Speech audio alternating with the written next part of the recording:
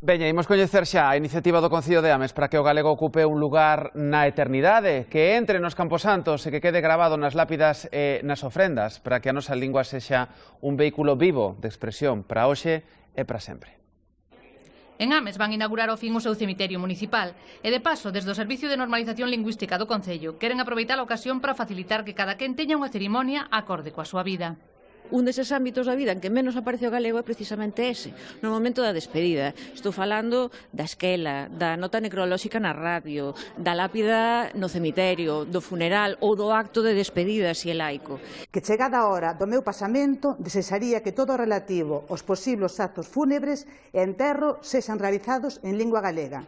Seguindo o camiño aberto hai anos por outros concellos como Redondela, Burela, Carballo ou Moaña, o de Ames invita aos seus cidadáns a expresar a súa vontade neste sentido e ofrece ás familias e ás empresas vinculadas cos servizos funerarios modelos e recursos lingüísticos que lles faciliten a tarefa. Porque entendíamos que as empresas e os axentes que interveñen en todas estas circunstancias pois que podían ter dúbidas, que podían necesitar pois modelos. A presenza da lingua nesas situacións pois simplemente fai normal o que é normal. As persoas que estamos nun acto deses que estamos falando galego casi todos. Bueno, pois por que non está tamén o galego aí posto e ben visible? Eu creo que non se trata máis que disto.